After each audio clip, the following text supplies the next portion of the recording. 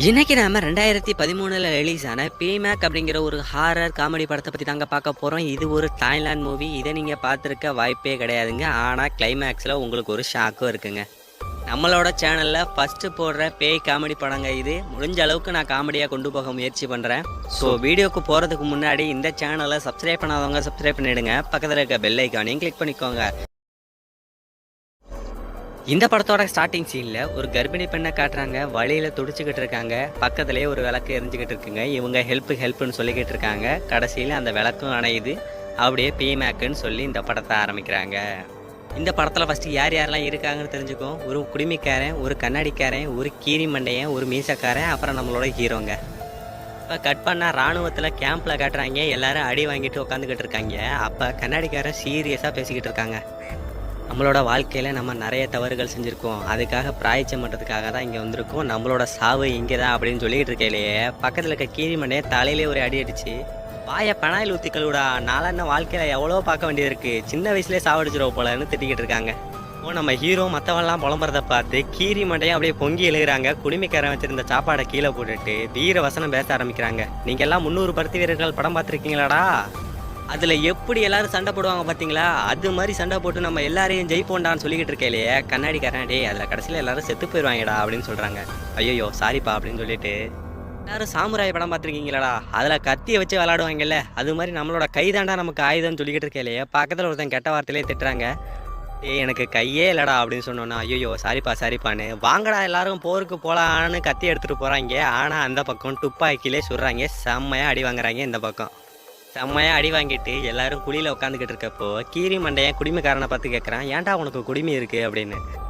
சின்ன வயசாக இருக்கிறப்ப எனக்கு பிளேக்கு வந்துருச்சுடா, அதனால் எங்கள் அம்மா வேண்டிக்கிட்டாங்க, அதனால் இப்போ வரைக்கும் அந்த குடுமையை போட்டுக்கிட்டு இருக்கேன்னு சொல்கிறாங்க. இந்த குடுமையை போகிறதுக்கு நீ செத்தே போயிருக்கலான்டான்னு அவன் சொல்கிறான். ஓன் தலை மட்டும் என்னடா கீரி மண்டை தானேன்னு சொல்லிக்கிட்டு இருக்காங்க. நம்ம ஹீரோ செம்மையாக அடி வாங்கினதுனால அவனால் சுத்தமாக முடியல. நான் எப்படியாவது என் மனைவி குழந்தைய பார்க்குறதுக்காக மறுபடியும் வீட்டுக்கு போகணும்னு சொல்லிக்கிட்டு இருக்காங்க. ஒரு பக்கம் அவனை தூக்கிட்டு வந்துக்கிட்டு இருக்காங்க. இன்னொரு பக்கம் அவனோட புருஷன் பேரை சொல்லி பொண்டாடிக்காரி கத்திக்கிட்டு இருக்காங்க. அவள் கத்துனதை கேட்டு நண்டு நத்தை கூட பயந்து ஓடுதுங்க. அந்த ஊரில் இருக்க எல்லாருமே பயந்து ஓடுறாங்க. எல்லாரும் போர் முடிஞ்சு மறுபடியும் ஊருக்கு வராங்க. நம்ம ஹீரோ அவனோட பொண்டாட்டியை பார்க்குறாங்க. ரொம்ப சந்தோஷப்படுறான். குழந்தையும் பிறந்திருக்கு. அதை பார்த்து ரொம்ப சந்தோஷப்பட்டு 2 பேரும் கட்டி பிடிச்சி அப்படியே தழுவிக்கிட்டு இருக்காங்க. அதே நேரத்தில் ஃப்ரெண்ட்ஸ் எல்லோரும் வராங்க. மச்சான் நான் எங்கடா தங்குறது அப்படின்னு கேட்குறப்போ, சரி பக்கத்துலேயே எங்கள் ஆண்டியோட வீடு இருக்குடா, அங்கே செத்து போயிட்டாங்க, அங்கே போய் தங்கிக்கன்னு சொன்னதுனால எல்லோரும் அங்கே போய் தங்குறாங்க. ஊருக்கு போகிறதுக்கு முன்னாடி அவன் பொண்டாட்டிக்கிட்ட ஒரு புத்த டாலரை காட்டியிருப்பான். அதை மறுபடியும் எடுத்து காட்டையில் அவன் கொஞ்சம் பயப்படுறாங்க. கொஞ்சம் தூரமாகவே நான் காலையில் க்ளீன் பண்ணி வைக்கிறேன்னு சொல்லிடுறான். மறுபடியும் ரொமான்ஸ் பண்ணிவிட்டு அப்படியே தூங்கி போய்டுறாங்க. காலையில் இந்த குடிமைக்காரன் இருக்கான் பார்த்தீங்களா, குருவிக்கு சோறு வச்சுக்கிட்டு இருக்காங்க. கீரி மண்டையை எழுந்துருச்சு, அடடா எவ்வளோ அழகாக சோறு வச்சுக்கிட்டு இருக்கடா நீனு, ஓங்கி ஒரே மிதி. ஏன்டா அவன் இங்கே தூங்கிக்கிட்டு இருக்கேன், உனக்கெல்லாம் என்னடா குருவிக்கு சோறு வச்சு மற்றவனை டிஸ்டர்ப் பண்ணுறான்னு மிதிக்கிறாங்க. இந்த கூட்டம் முடிச்சுட்டு அடுத்து காலையில் போய் மார்க்கெட்டில் ஏதாவது வாங்கலாமேன்னு போகிறப்போ மார்க்கெட்டில் இருக்கவங்களாம் இவங்களை பார்த்து பயப்படுறாங்க. அது மட்டும் இல்லாமல் ஹீரோவோட ஆண்டியோட கடை ஒன்று இருக்குங்க, சரக்கு விற்றுக்கிட்டு இருப்பாங்க. அங்கே போய் சரக்கு வாங்கி குடிக்கலாமேன்னு போனால் அந்த ஆண்டி உங்கள் காலுக்கு கீழே ஹீரோயினை பாருன்னு ஏதோ சைகையில் சொல்கிறாங்க, ஏதோ சொல்ல முயற்சி பண்ணுறாங்க. அது மட்டும் இல்லாமல் ஹீரோயினுக்குள்ளே இருக்குது, ஏதாவது ஒன்று இருக்குதுன்னு சொல்ல முயற்சி பண்ணிகிட்டு இருக்கப்பவே அவனோட பையன் வந்து கூட்டிகிட்டு போயிடுறாங்க. சரக்கு ஓவர் ஆயிடுச்சு, அதான் அப்படி பேசுகிறாங்கன்னு.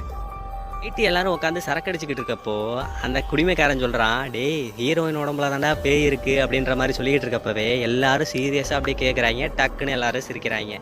டேய் இவ்வளோ அழகான பேய் எங்கேயாவது பார்த்துருக்கியாடா, என்னடா லூஸ் மாதிரி வளர்றன்னு சொல்லிட்டு அந்த ஆண்டி தான் ஏதோ காலுக்கு கீழே பாருன்னு ஏதோ சொல்லிச்சுல, அதை நீயே பார்த்து கன்ஃபார்ம் பண்ணிட்டு வாடான்னு அமுச்சு விட்றாங்க. அவனும் நம்ம ஹீரோயினோட வீட்டுக்கு வந்துடுறாங்க. ஹீரோயின் நிற்கிறப்போ அவள் காலுக்கு நடுவில் பார்த்தா அப்படியே ரத்தம் சொட்டிக்கிட்டு இருக்கு. உள்ளேருந்து ஒரு குழந்தையே விழுகுதுங்க. அதை பார்த்து அப்படியே டக்குன்னு கண்ணு முழிக்கிறான். இதெல்லாம் நடக்கவே இல்லைங்க, குடிமைக்காரன் கனவு கண்டுக்கிட்டு இருக்கான். அதையெல்லாம் கேட்டுட்டு திட்டுறாங்க, டே என்னடா கனவு கண்டுக்கிட்டு இருக்க, உனக்கு டவுட்டுனா உண்மையாகவே போய் பார்த்துட்டு வாடான்னு சொல்லி மறுபடியும் போய் பார்த்தா அதே மாதிரி குப்பையெல்லாம் கொட்டி கிடக்குங்க. அங்கே குழந்தை தொட்டியில் இருக்குது, அது தானாகவே ஆடுது. அப்படியே ஒரு எலுமிச்சம்பழமும் உருண்டு வருது. அது ஒரு கை நீளமாக வந்து எடுத்துகிட்டு போகுது. பார்த்து பயந்து ஓடி வந்துக்கிட்டு இருக்கான். அதே நேரத்தில் இங்கே 3 பேரும் ஜாலியாக டான்ஸ் ஆடிக்கிட்டு இருக்காங்க. அந்த குடிமைக்காரன் எவ்வளவு சொன்னாலும் கூட இருக்கிறவங்க கேட்குற மாதிரி தெரியலைங்க. இதெல்லாம் இமேஜினேஷன்றான்னு சொல்லி இவனையே கன்வின்ஸ் பண்ணிடுறாங்க. அப்படியே தூரமாக ஒரு பிணமும் செத்து நடந்துக்கிட்டு இருக்கு, அதையும் காட்டுறாங்க. காலையில் கண்ணு முழிச்சு கண்ணாடிக்காரன் அப்படியே ஹீரோவோட வீட்டுக்கு வந்துக்கிட்டு இருக்கப்போ அதே மாதிரி வீட்டில் எல்லா பொருட்களும் கலைஞ்சு கிடக்கு, வெளியில் குப்பையாக கிடக்குங்க. இவனுக்கு ஒரு டவுட் வருது, என்னடா குடிமைக்காரன் இப்படியெல்லாம் சொன்னானேன்னு. ஹீரோயினும் அங்கே நின்றுக்கிட்டு இருக்கா. அப்போ நம்ம காலு வழியாக ஏதோ பார்க்கணுன்னு சொன்னாங்கல்ல, அதை பார்த்து கன்ஃபார்ம் பண்ணிடுவோன்னு இவன் காலு வழியாக பார்க்கறதுக்கு பதிலாக டேரெக்டாக அவளோட காலை பார்க்குறாங்க. எவ்வளோ பெரிய புத்திசாலியாக இருக்கான் பாருங்க. அதெல்லாம் போய் அவன் ஃப்ரெண்ட்ஸுக்கிட்ட சொல்லிடே அவன்லாம் பேயா இல்லைடா அப்படின்னு இவனோட காலை கடனை கொடுக்கறதுக்காக வந்துடுறாங்க. அவன் உட்காந்துக்கிட்டு இருக்கையிலேயே அங்கே ஒரு பிணத்தை புதைச்சி வச்சுருக்காங்க. அதோட விரலில் பார்த்தா ஒரு மோதிரம் இருக்குங்க. அதை பார்த்து பயந்து ஓடுறான். அட பாவிகளா முழுசாக கூட முழிக்கிறேலான்னு ஓடிக்கிட்டு இருக்கையிலேயே ஒரு தேனீ குட்டையும் களைச்சி விட்டுறாங்க. இவனை போடு போடுன்னு போட்டுருது. அதே நேரத்தில் ஹீரோயின் கையில் இருக்கிற மோதிரத்தையும் பார்த்துட்டு ஐயோ இவ தாண்டா பேயின்னு இவன் சொல்கிறதுக்கு முயற்சி பண்ணுறாங்க. இவனால் சொல்லவே முடியலை. ஏன்னா மூஞ்சி ஃபுல்லாக பணியார மாதிரி வெங்கியிருக்காங்க. சரி அப்போ ஒரு பேயின்னு எழுதி கொடுத்துருவோம் ஒரு பேப்பர்லன்னு அவசர அவசரமாக எழுதிட்டு வந்து ஃப்ரெண்ட்ஸுக்கிட்டலாம் காமிச்சா எல்லாரும் அப்படியே ஷாக் ஆகுறாங்க. அது மட்டும் இல்லாமல் ஹீரோ வேறு பார்த்துட்றான். என்னடா பண்ணிக்கிட்டு இருக்கீங்கன்னு கேட்க அவங்ககிட்டையும் காட்டிடுறாங்க. அவனும் அப்படியே ஷாக் ஆகிறாங்க. வீட்டுக்கு போகிறான். இந்த பக்கம் எல்லாரும் அவன் ஹீரோ வீட்டையே பார்த்துக்கிட்டு இருக்காங்க என்ன நடக்க போகுதோ அப்படின்னு. ஹீரோ போய் ஹீரோயின்கிட்ட கேட்குறான், கண்ணாடிக்காரன் சொன்னது உண்மையா? நானும் அப்படித்தான் அப்படின்னு சொல்கிறாங்க. ஹீரோயினுக்கு செம்ம ஷாக்கு. மனசுக்குள்ளே நினச்சிக்கிறா என்னடா இது நீயும் பேயா அப்படின்னு. அப்போ தாங்க தெரியுது அந்த கண்ணாடிக்காரன் கோஸ்ட்னு எழுதுறதுக்குள்ளா கிராஸ்ன்னு எழுதி வச்சுருக்காங்க. அதுக்கு அருவறுப்பானது முரட்டுத்தனமானதுன்னு அர்த்தங்க. அதை தான் ஹீரோயின்கிட்ட சொல்லிக்கிட்டு இருக்கான். கூட இருக்கிறவங்கெல்லாம் உலகமகா புத்திசாலியாடின்னு சொல்லிக்கிட்டு இருக்கையிலேயே ஹீரோ கொஞ்சிக்கிட்டு இருக்கையில அவள் இங்கே குறுன்னு பார்த்துக்கிட்டு இருக்காங்க. அடுத்த நாள் இவங்க என்ன பிளான் பண்ணுறாங்கன்னா கண்ணாடிக்காரனும் குடிமைக்காரனும் பொண்டாட்டி பேயிடா அப்படின்றத சொல்கிறதுக்காக வந்துக்கிட்டு இருக்காங்க. அதே நேரத்தில் அந்த ஆன்ட்டி ஒன்று சரக்கு கடை வச்சுருந்தது பார்த்தீங்களா, அவனோட பையன் வர்றாங்க. கறி வெட்டுறதுக்கு ஹெல்ப் பண்ணுங்கடா அப்படின்னு கேட்கறதுக்காக வந்திருக்கான். அவன் ஆன்ட்டி செத்து போச்சான். ஐயோ அவளை பேயின்னு சொன்னவங்கலாம் அவள் கொண்டுகிட்டு இருக்கா போலையே. இவங்க வேற போயிருக்காங்க இல்லைன்னு அவசரமாக இங்கே ஓடி வந்தா இவங்க வாய் எடுக்கிறாங்க. பொண்டாட்டி ஒரு பேயிடான்னு சொல்ல வர்றப்போ பொண்டாட்டி அழகானவ அப்படின்னு அங்கேருந்து கத்துறாங்க. மண்டையனும் மீசக்காரனும் அங்கே வந்துடுறாங்க. நடந்த எல்லா விஷயத்தையும் சொன்ன உடனே அப்படியே உல்ட்டாவாக சொல்லிக்கிட்டு இருக்காங்க. ஆமாப்பா பொண்டாட்டி பார்க்குறதுக்கு ரொம்ப அழகாக இருக்காப்பா அப்படின்னு சொல்லி சமாளிச்சிட்றாங்க. வாங்க எல்லாரும் சாப்பிட்டுட்டு போகலாம் அப்படின்னு ஹீரோயினோட பொண்டாட்டி கேட்க இவங்களாம் வரமாட்றாங்க. அப்புறம் முறைக்கவும் எல்லாரும் உள்ளே வந்து சாப்பிட்றதுக்காக உட்காந்தா எல்லாமே புழு பூச்சி காஞ்சி போன இலைன்னு கிடக்குங்க. இதெல்லாம் மனுஷன் சாப்பிடுவானாடா அப்படின்னு நினைக்கிறப்போ ஹீரோயின் முறைக்கிறத பார்த்து எல்லாரும் சாப்பிட ஆரம்பிக்கிறாங்க. புழு பூச்சி எல்லாம் அந்த குடிமைக்காரனுக்கு கொடுத்துட்றாங்க. வேறு வழி இல்லாமல் அவனும் தின்னுக்கிட்டு இருக்கான். இப்போ ஹீரோ அவனோட குழந்தைய எடுத்துகிட்டு வந்து குடிமைக்காரன் கையிலேயே கொடுக்குறாங்க. குழந்தையும் குறுகுறுன்னு பார்க்குது. ஏன்னா அதுவும் பேய் தான். எப்பா சாமி பெரிய பேய் குடும்பமாக இருப்பீங்க போலடான்னு அந்த குழந்தைய தூக்கி ஹீரோக்கிட்டே கொடுத்துட்றாங்க.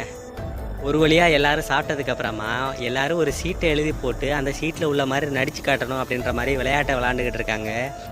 இப்போ அந்த கண்ணாடிக்காரன் தாங்க நடித்து காட்டணும். அவன் நடித்து காட்டிக்கிட்டு இருக்கையிலேயே செத்த சட்டை அப்படின்னு அவனுக்கு வந்திருக்கும். அதில் சட்டையை அவன் கரெக்டாக சொல்லிடுவான். செத்தைங்கிறத எப்படி சொல்கிறதுன்னு அவனுக்கு தெரியலை. அதனால் ஹீரோயினை கையை காட்டி சொல்லிக்கிட்டு இருக்காங்க. குடிமைக்காரனுக்கு ஆர்வம் தாங்காமல் செத்த சட்டைன்னு அவளை பார்த்து கரெக்டாக சொல்லிடுறாங்க. இந்த பக்கம் எல்லோரும் ஜாலியாக ஹே அப்படின்னு சிரிச்சுக்கிட்டு இருக்கையிலே ஹீரோயின் இந்த பக்கம் செம்மையாக மறைச்சிக்கிட்டு இருக்காங்க. அதை பார்த்துட்டு வீட்டில் அரிசி வேகுது, முதல்ல நாங்கள் இங்கேருந்து எல்லாம் காலி பண்ணி போகிறோம் அப்படின்னு ஓட ஆரம்பிச்சிடுறாங்க. அவங்க படகை எடுத்துகிட்டு கிளம்புறப்போ படகு ஒரே இடத்துல சுற்றிக்கிட்டு இருக்காங்க. ஹீரோயின் அவளோட பவரை யூஸ் பண்ணிக்கிட்டு இருக்கா. உங்களோட வேலையை பார்த்தா உங்கள் உயிர் தப்பிக்கும் அப்படின்ற மாதிரி சொல்லவும் எல்லாம் பிச்சு எடுத்துக்கிட்டு அங்கே ஓடுறானுங்க. வீட்டில் போய் ஒழிச்சிக்கிறானுங்க. ஹீரோவும் அங்கே வந்துடுறாங்க. அவங்கிட்ட எல்லா ஃப்ரெண்ட்ஸும் சொல்கிறாங்க பொண்டாட்டி பேயிடா அவள் கூட இருக்காது அப்படின்ற மாதிரிலாம் சொல்ல, இதை பாடுறா ஊரில் ஒருத்தன் இருக்கான் அவன் தான் இந்த மாதிரிலாம் தப்பாக சொல்லிக்கிட்டு தெரியுறான், அதெல்லாம் நம்பாதீங்க அப்படின்னு சொல்ல மறுபடியும் ஹீரோ வீட்டுக்கு வரான். அப்போ ஹீரோயின் கேட்குறா உன் ஃப்ரெண்ட்ஸ் எல்லாம் என்ன சொன்னாங்கன்னு. அவங்க சொல்கிறத பற்றியெல்லாம் எனக்கு கவலை கிடையாது, நீ தான் என் பொண்டாட்டின்னு அவள் கூட அப்படியே சந்தோஷமாக பேசிக்கிட்டு இருக்கான். அதே நேரத்தில் ஊரில் ஒரு திருவிழா இருக்குங்க. அதுக்காக இவளுக்கு ஒரு மாஸ்கை போட்டு அந்த திருவிழாவுக்கும் கூட்டிகிட்டு போகிறான். அவர் ரொம்ப சந்தோஷமாக இருக்காங்க. நம்ம ஹீரோவும் அவளுக்கு விளையாட்டு காட்டிட்டு நிறைய இடங்களை சுற்றி காட்டிக்கிட்டு இருக்கான். அப்படியே அவங்க ஒரு ராட்டினத்தில் சுற்றிக்கிட்டு இருக்கப்போ ஹீரோயின் கேட்குறா, ஆமாம் நான் முதல்ல செத்து போயிருந்தா நீ என்ன பண்ணியிருப்ப அப்படின்னு கேட்குறா. எல்லாம் செத்தினா கண்டிப்பாக எனக்கு ஒரு பொண்டாட்டி கிடைக்கவே மாட்டான், ஆனால் நான் செத்தேன்னா உனக்கு 1000 புருஷன் கிடைப்பான், அவ்வளோ அழகு நீ அப்படின்னு சொல்லி காமெடி பண்ணிக்கிட்டு இருக்காங்க. அவங்க அப்படியே பேய் வீடுன்னு ஒன்று இருக்கும் பார்த்தீங்களா திருவிழாவில், அதுக்குள்ளே போக பார்த்துக்கிட்டு இருக்கப்பவே இந்த பக்கம் அந்த ஃப்ரெண்ட்ஸ் 3 பேரும் நின்று பார்த்துக்கிட்டு இருக்காங்க. அதில் ஒரு கண்ணாடிக்காரன் என்கிட்ட மந்திர அரிசி இருக்குடா, அதை வச்சே நான் அவளை கொண்டுருவேன்டா, பாடுறா ஒரு பேயே இன்னொரு பேய் வீட்டுக்கு கூட்டிகிட்டு போய்கிட்டு இருக்கு அப்படின்னு சொல்லி சிரிச்சுக்கிட்டு இருக்காங்க. டக்குன்னு அந்த மீசக்காரன்னு வராங்க. டே எங்கடா போன இவ்வளோ நேரம்னு கேட்டான். மச்சான் வயிற்ற கலக்கிடுச்சிடா அதான்டா லேட்டு அப்படின்னு சொல்லிட்டு இருக்காங்க. உள்ளே பூந்து நம்மளோட ஹீரோவை தூக்குறது தாங்க இவங்களோட பிளானு. ஹீரோவையும் தூக்கிடுறாங்க. ஆனால் அவளுக்கு தெரிஞ்சிருதுங்க. அதனால் ஹீரோவை அப்படியே தேடிக்கிட்டு இருக்கையிலே இவங்க பேய் மாதிரி வேஷம் போட்டு காமெடி பண்ணிக்கிட்டு இருக்காங்க. ஹீரோயினோட கையை அப்படியே நீளமாக வந்து ஒருத்தனோட தோள்பட்டையில் தொட்ட உடனே தெரிச்சு ஓடுறாங்க அங்கேருந்து எல்லாரும். ஹீரோ கிட்ட சொல்ல அப்போ நம்ப மாட்றாங்க. இதை பாரா சும்மா பேசிக்கிட்டு இருக்காதீங்க, என் பொண்டாட்டி சாகலை அப்படின்னு அவன் அங்கேருந்து போகிறாங்க. ஆனால் அவனுக்கு ஏதோ அடிபட்டுறது, ஹெல்ப்புன்னு கத்திக்கிட்டு இருக்கான். பக்கத்துலேயே ரத்தங்கள்லாம் சொட்டி கிடக்கு. அதை பார்த்துட்டு பின்னாடியே போய் பார்த்தா ஹீரோவுக்கு அடிபட்டுருக்குங்க. அவன் கையில் என்கேஜ்மெண்ட் ரிங் இருக்கான்னு பாருங்கடா, அது இருந்ததுன்னா அவன் பேய் இல்லை, ஒருவேளை இல்லைன்னா அவன் தாண்டா பேய் அப்படின்னு சொல்லிட்டு இருக்கப்போ அவன் கட்டை பிரிச்சுட்டு பார்த்தா அவன் கையில் அந்த ரிங்கு இல்லைங்க. நம்ம ஹீரோ போரில் வேற சாகிற நிலைமையில இருந்தான். அப்போ நீ தாண்டா பேய் அப்படின்னு சொல்லிக்கிட்டு இருக்கையில, டேய் கையில் அடிபட்டிருக்கேன்னு கழுத்தில் போட்டிருக்கேன்டா அப்படின்னு கழுத்தை காட்டினா, ஐயோ இவன் தாண்டா பேயின்னு அந்த மந்திர அரிசியை இவன் மேலே தூக்கி போட்டு போயிடுறாங்க. நம்ம ஹீரோ கத்துறாங்க. அப்படியே கட் பண்ணால் நம்ம ஹீரோயினை கூப்பிடுறதுக்காக வீட்டுக்கு வந்துடுறாங்க. ஏமா அவன் புருஷன் தாம்மா பேய், அவன் கூட குடும்பம் நடத்திக்கிட்டு இருக்கே, வாமா முதல்ல அவனை காப்பாத்துறேன்னு படகுல கொண்டு போயிட்டு இருக்கையிலேயே படகோட வெயிட் அதிகமாக இருந்ததுனால தண்ணி உள்ளே வர ஆரம்பிச்சிருதுங்க. அதனால் தேவையில்லாத எல்லா பொருட்களையும் தூக்கி வெளியில் போடுங்கடான்னு எல்லாத்தையும் எடுத்து வெளில போட்டுக்கிட்டு இருக்காங்க. அப்போ ஹீரோயினை பார்த்து அந்த கீரி மண்டையை கேட்குறான், ஏமா உனக்கு இந்த குழந்தை தேவை அப்படின்னு கேட்குறாங்க. நம்ம ஹீரோவும் அந்த இடத்துல வந்துடுறான். தண்ணியில் நடந்து வந்துக்கிட்டு இருக்கான். என் பொண்டாட்டியை நீங்கள் ஏன்டா கொண்டு போயிட்டு இருக்கீங்கன்னு. அப்போது அவன் வழி தாங்காமல் தண்ணிக்குள்ளேயே மூழ்கி போயிடுறாங்க. டேய் பேய் எப்பட்றா தண்ணிக்குள்ளே மூழ்கும், முதல்ல அவனை காப்பாற்றுங்கடான்னு தூக்கி அவனையும் படகுல போட்டுறாங்க. நீ பேய் இல்லைனா எதுக்காகடா கத்துன அப்படின்னு கேட்டால் இவன் சட்டையை தூக்கி காட்டுறாங்க. டேய் காயமான இடத்துல அரிசியை தூக்கி அடிச்சினா எவனுக்காக இருந்தாலும் வலிக்க தானடா செய்யும், அப்படி தாண்டா கத்துவான் அப்படின்னு சொல்கிறாங்க. இப்போது மீசக்காரன் இருக்கான் பார்த்தீங்களா, அவன் உடம்புல இருந்து ஒரு ரிங்கு விழுகுதுங்க. அந்த ரிங்கை பார்த்ததும் அப்போ இவ்வளவு நாள் பேயா இருந்தது நீதானடா அப்படின்னு அந்த கண்ணாடிக்காரன் அவனை ஒரே எடுத்துங்க தண்ணியிலே தள்ளி விட்டுட்டு வேக வேகமாக அந்த இடத்த விட்டு போகணும்னு போய்கிட்டு இருக்காங்க. ஐயோ வேகமாக போகணும்னா நமக்கு அந்த துடுப்பு வேணுமேடா, அந்த துடுப்பை தேடுங்கடான்னு சொல்லிக்கிட்டு இருக்கேளே ஹீரோயின் அந்த துடுப்பை எடுத்து கொடுக்குறாங்க. குடுமிக்காரன் ரொம்ப நன்றிம்மா அப்படின்னு சொல்கிறான். கண்ணாடிக்காரன் அப்போ தாங்க யோசிக்கிறான், என்னடா தூரமாக கடந்த தொடுப்பு இப்போடா இவ கைக்கு வந்துச்சுன்னு பார்த்துக்கிட்டு இருக்கேளே. சரி காலுக்கு கீழே குனிஞ்சு பார்ப்போன்னு பார்த்தா இவங்க இருக்காங்க.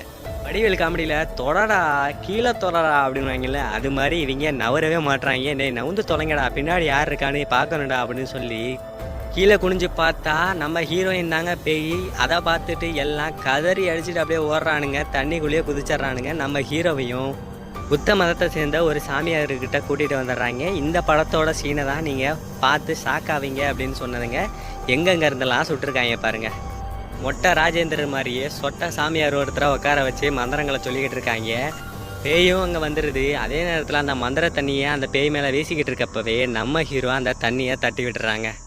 அதை பார்த்து எல்லாம் செம்மையாக அழுகுறானுங்க. சரி பயப்படாதீங்கப்பா, நம்மக்கிட்ட மந்திர அரிசி இருக்குது அப்படின்னு சொல்லையிலே அந்த அரிசி ஏறான்னு குடுமிக்காரன்ட்ட சொன்னால் அவன் அதெல்லாம் குருவிக்கு போட்டுக்கிட்டு இருக்காங்க. அதுவும் வீணாக போச்சு. சரி விடுங்க, இந்த வட்டத்தூக்கில் அந்த பேயால் வர முடியாது, நம்ம எதுவாக இருந்தாலும் பார்த்துக்கலான்னு சொல்லிக்கிட்டு இருக்கேலையே என் பொண்டாட்டியை யாரும் கொல்லக்கூடாதுன்னு டக்குன்னு அந்த சாமியாரே ஒரே உதச்சி அந்த வட்டத்தை விட்டு வெளியில் போக வச்சிருவாங்க. பேயை பார்த்து அந்த சாமியார் அங்கேருந்து தெரிச்சு ஓடுறாரு. ஹீரோயின் எல்லாரையும் கட்டி போட்டுறாங்க. அதே நேரத்தில் அந்த மீசக்கார வராங்க. ஐயோ ஒரே நேரத்தில் 2 பேயா அப்படின்னு இவங்கள அந்த மந்திர தண்ணி என்னோட மேலே இருக்குது, அதை அவன் மேலே போட்டு அவனை சாகடிச்சிடலாம் அப்படின்னு எல்லாரும் அவன் மேலே விழுகிறாங்க. அவனும் அப்படியே கத்துன்னு கத்துறாங்க. அப்போ தான் அவன் ஒரு விஷயம் சொல்கிறான், டேய் நான் காசுக்காக அந்த மோதிரத்தை எடுத்தேன்டா, மற்றபடி எனக்கு வேறு எதுவும் தெரியாதுடா அப்படின்னெல்லாம் சொல்லிக்கிட்டு இருக்கையிலே அப்புறம் எதுக்குடா மந்திர தண்ணி மேலே விழுந்தோன்னே கத்துனேன்னு சொன்னால், மந்திர தண்ணிக்கு விழுந்ததுக்கு கத்தலாடா, நீங்கள் எத்தனை பேர் என் மேலே விழுந்தீங்களே அதுக்காக தான்டா கத்துனேன்னு சொல்கிறாங்க. பேய் தலைகீழாக நிற்கிறத பார்த்து, எக்கா நீங்கள் சாதாரணமாக நின்னாலே பயந்துருவக்கா, ஸ்பைடர்மேன் வேலையெல்லாம் காட்டாதீங்கக்கான்னு கேட்டுட்டு, அப்போ அந்த ஆண்டியை கொண்டு வந்து நீ தானே அப்படின்னு கேட்குறாங்க. அவள் ஒரு குடிகாரிடா, குடிகாரியாக இருந்து தண்ணியில் விழுந்து செத்ததெல்லாம் ஏன் லிஸ்ட்டில் சேர்த்துக்கிட்டு இருக்கேன்னு கேட்குறாங்க அவள்.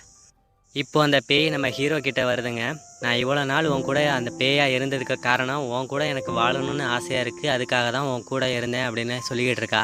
அப்போ தான் நம்ம ஹீரோ ஒரு பெரிய உண்மையாக சொல்கிறாங்க, நீ பேய்ங்கிறத நான் ஸ்டார்டிங்லேயே கண்டுபிடிச்சிட்டேன், அது மட்டும் இல்லாமல் என்னோட பொண்டாட்டியோட உடம்பையும் நான் கண்டுபிடிச்சிட்டேன், உனக்காக தான் அந்த புழு பூச்சி எல்லாத்தையுமே சாப்பிட்டேன், அந்த புத்தர் டாலரையும் தூக்கி போட்டேன் அப்படின்லாம் சொல்லிடுறாங்க. இப்போ 2 பேரும் ஒன்றா சேர்ந்து வாடுறதா முடிவு பண்ணிடுறாங்க. இந்த பக்கம் அந்த 4 ஃப்ரெண்டும் கட்டி பிடிச்சிக்கிட்டு, மச்சான் நீ செத்தாலும் உயிரோட வாடா, நீ செத்தாலும் உயிரோட வாடான்னு சொல்லிக்கிட்டு இருக்காங்க. அதுக்கப்புறமா அந்த புத்தர் கோயிலை இவளே சரி பண்ணி கொடுக்குறாங்க. வீட்டில் சீட்டு எழுதி போட்டு விளையாடுவாங்கள்ல, அந்த விளையாட்டெல்லாம் விளையாடுறாங்க. திருவிழாவில் அந்த பேய் வீடு இருக்குது பார்த்தீங்களா, அதில் ஒரிஜினல் பேயாக இவளே நடிக்கிறா. நிறைய விளையாட்டுக்களில் இவளோட சக்தியை பயன்படுத்தியே ஜெயிக்க வைக்கிறா அவனோட புருஷனை. அந்த பேய் இந்த ஊரை விட்டே போகணும்னு புரட்சியே வருதுங்க. அதெல்லாம் பண்ணி காமெடி பண்ணிக்கிட்டு இருக்காங்க. இதோட இந்த படத்தையும் முடிக்கிறானுங்க. இந்த படம் உங்களுக்கு ரொம்ப பிடிச்சிருக்கும்னு நினைக்கிறேன். எனக்கு ரொம்பவே பிடிச்ச படங்க. இது வியூஸ்க்காகவோ சப்ஸ்கிரைபருக்காகவோ பண்ணலை. இந்த படத்தை பண்ணணும்னு எனக்கு ரொம்ப தோணுச்சு, அதுக்காக பண்ணேன். சேனலை சப்ஸ்கிரைப் பண்ணாதவங்க சப்ஸ்கிரைப் பண்ணிவிடுங்க. பக்கத்தில் இருக்க பெல் ஐக்கானையும் கிளிக் பண்ணிக்கோங்க.